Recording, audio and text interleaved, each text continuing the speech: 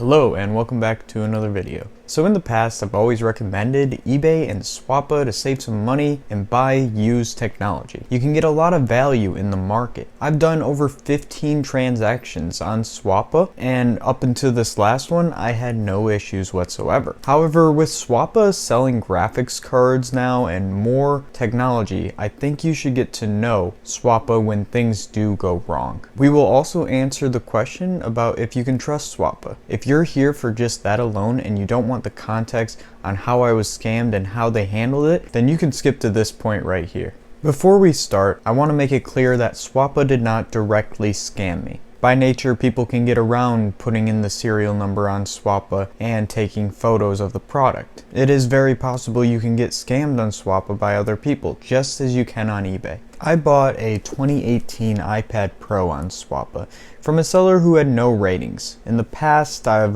worked with sellers with no ratings and haven't had an issue, so I felt it was okay to do that with this as well. When the iPad Pro was sent to me, the serial number did not match what was on Swappa, and it was defective. The screen would blink on and off as if there was a display issue, something that likely could have been fixed, but when you're buying something that's supposed to be 100% functional, it is an issue. And not to mention that with the screen blinking and not being responsive, it was pretty unusable. Worth noting is something that I always tell you guys to do when I recommend used items, and that is to take video of when you're opening the product, testing it out right away, and make sure you have the evidence so when you do get scammed, you have proof. And this has helped me in cases with eBay where I've gotten scammed. The difference is how Swappa responded to it. So not only did I have the video evidence for this, I also was able to match the serial number to the tracking based on the way they sent it, and show Swappa that this device is indeed defective. I showed you how I unpacked it and everything, so I didn't cause it, and I didn't try to show a different product because you can tell the serial number matched the tracking,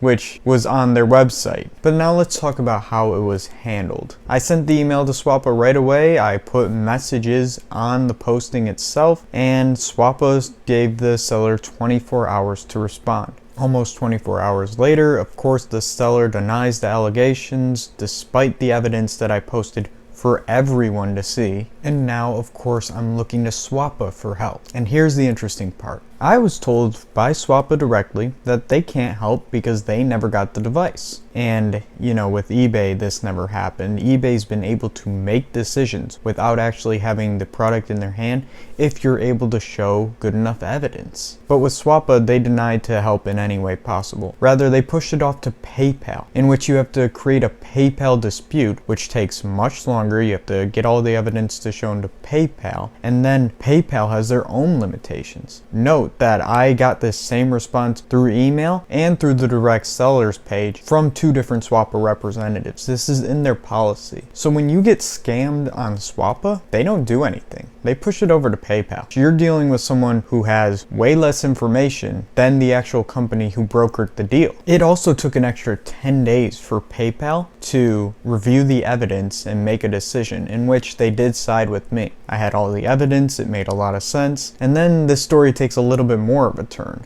I am to get a full refund when I send the product back. Something that's quite standard, right? You want a refund for your money, you have to send the product back, okay?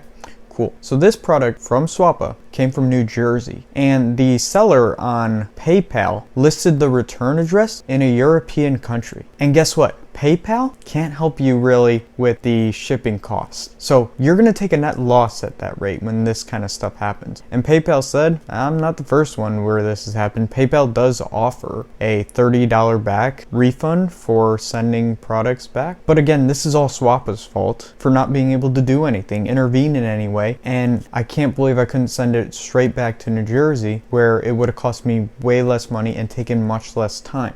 It took almost 2 months for me to get my money back. And that's 2 months after I sent it. This whole process had my money locked up for a very long time because Swappa really doesn't do anything when it comes to getting scammed on their site. But this video really isn't about PayPal at all, so let's take them out of the equation. Let's answer the question of if you can trust Swappa or not. And the answer is no. You can't trust Swappa to help you when you get scammed. It's just not in their policy. They're less like a middleman and more just like a way to find other buyers and sellers. You pay their fees and they don't do much to help you. And in the past, I really loved using Swappa because I had really good experiences, get good products for cheaper prices. It was a nice outlet. But for me to recommend one of you guys use Swappa after this kind of experience is quite hard. Because let's say you saved up your money and you finally got enough to get the phone, the graphics card, the laptop, whatever it is on Swappa, and then this happens to you, you're going to be dealing with PayPal, who has less information when it comes to the transaction than Swappa does, and you don't know how it's going to go. Your money could be tied up, and let's say you were on a tighter budget, you might need that money right away or the product. And for me, 2 months without all this money from this iPad Pro I bought is just ridiculous. Not to mention I took a loss on shipping. It's actually sad for me to say, but I would actually trust eBay more because in these situations, they've been more definitive when you've had evidence and been able to make a decision on your behalf. Due to their policy,